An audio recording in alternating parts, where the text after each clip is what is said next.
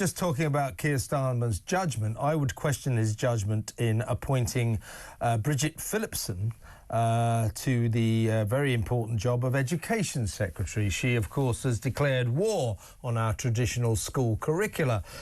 She believes that our existing educational framework is outdated and diversity must be at the heart of future learning, and that the overhaul that she wants must reflect the diversities of our society. In other words, they won't be teaching the 4 R's and sums and, when the Second World War was and all that kind of stuff. Shakespeare, no doubt, will be seen as some old guy you don't want to know about. All of that. That's pretty dangerous in itself. But if you recall, when they first got into power in July, her first act, almost immediately, was to cancel a Tory act, which was almost passed and ready to roll. It was ready to roll, actually. She cancelled it, and all it was to enshrine freedom of speech on university campuses. In other words, unless you were going to go and preach hatred and war and violence, anybody should be allowed to go and speak their views on our university campuses without fear of cancellation.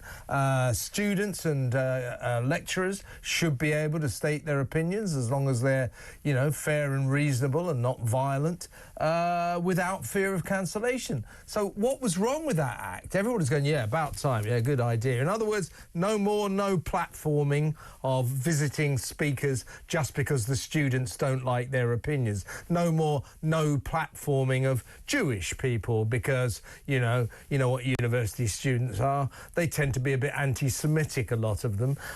So no more of that. Now, Bridget came in and cancelled it. She just cancelled that, which, in my mind, made her a blatant enemy of freedom of speech. Like so many socialists, she doesn't like freedom of speech. She's now, thank God, been forced to partially reinstate some of the clauses in this act so that a certain amount of freedom of speech may still be allowed, and no staff will be subjected to cancel culture, allegedly. But this woman, this woman is just a class warrior, if you ask me. Well, we knew that, and we've known that since she presided over the imposition of a 20% tax on private school fees on parents who are already paying vast amounts not to use the woefully inadequate, in many cases, state school system. I mean, most parents don't elect to send their children to private schools because they're crashing snobs who can't bear to be around less well-off families. They do so because they just want to give their children the best possible start in life. So she was public enemy number one from the start of that, as far as I'm concerned.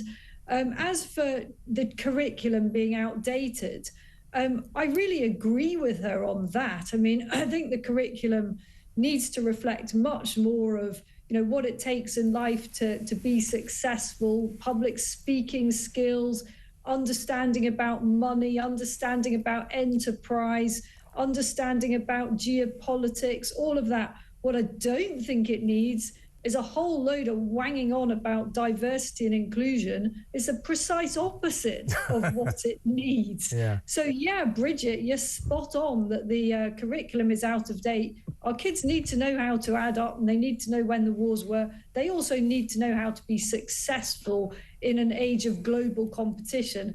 And they're not going to get that way by learning about diversity and inclusion and all that ideological twaddle, because trust me, the Chinese and their competitors in the Middle East are not focused on any of that. They're busy figuring out how to send the next rocket to the next planet.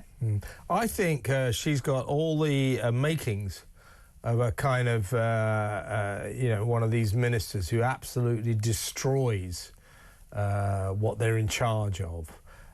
So who was that minister back in the 60s who destroyed the railways, got rid of all the railways, and is seen as one of the biggest disasters ever? I'll remember his name in a minute. You're about to test my political history there. I'm definitely not old enough, and definitely... I'm going to look it up while we talk. But she has got the makings of an education It's the Beeching, Richard Beeching. Remember, he's the one who got rid of all the small railways that connected little towns in Cornwall and Scotland to the big cities. It was a lovely railway system. He decided that these small communities didn't really need these expensive trains, so they will remain to this day completely cut off. Our railway system to this day, thanks to him in the 60s, remains ineffective. But don't worry, we've got HS2 coming sometime in. Oh God, don't even talk about it. But she to me, has the makings of a minister who is going to wreck what it is she is in charge of, and that is our education system, right up to university level, where she's doing her best to ban free speech. I think you're right, actually. I mean, she's already demonstrably wrecking the private school sector. Several schools have literally closed, and many, many more will follow, make no mistake. And what happens then is pupils pour into the neighbouring already inadequate in many cases, state schools, and that just makes standards probably go down unless she's magicked up some other teachers.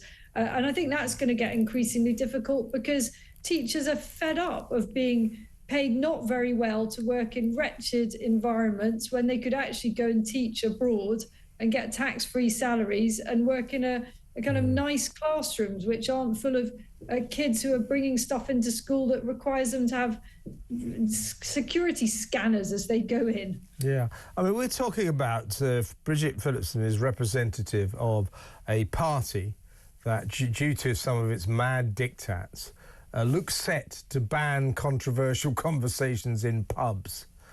You know, you won't be allowed to. I'll be in big trouble then, Kevin. I think I can see the police waiting outside the studio now with handcuffs. They're going to arrest me. These lunatic lefties, they're the enemies of free speech. They're the enemies of freedom, and I really worry about Bridget Phillipson. She, to me, has the potential to vandalise our already not particularly good education system. I think the thing about her, why she's sort of particularly scary, is because she's sort of operating below the radar, isn't she? She is catatonically boring. I've just looked at her CV. And she is one of those people we were talking about before. She has, I think, literally never had a job outside politics except with a domestic violence charity that her own mother set up. Now, she's a bright cookie. She went to Oxford University. Oh, yeah, I know that, yeah. And she did come from, you know, deprived background. Yeah, she's a Geordie, she's a Geordie, yeah. Yeah, I don't want to demean that. No, absolutely not. Personality-wise, she hasn't really attracted any attention whatsoever because she's just really dreary and dull. And for that reason, she is quietly being able to get away with her furtive, sinister little operations to undermine free speech and parental choice and so on. Who knows what other horrors she may have up her sleeve. These people, you know, I said that she could well be the most dangerous person in the cabinet, but I'm just saying that for effect. She's the second most dangerous. The most dangerous is, of course, Crazy Ed Miliband. But both of them are indicative of these crazed left-wing ideologues who saturate our cabinet, you know, who don't seem to really care about efficiency, about things working. They just want to impose their left-wing ideas on all of us with disastrous results, and that's really worrying. I just never thought it could be this bad. You know, I've never experienced in my adult lifetime this type of politics. I've only experienced it from people who are not actually in power. But to see it playing out like this, it's really shocking. You know, it really is sobering. And we are only less than a year into it. And you just wonder, how much further do things degenerate? You know, there is a massive set of economic shocks likely to be coming down the track. Yeah, exactly. Now, yeah, it's all terribly worrying.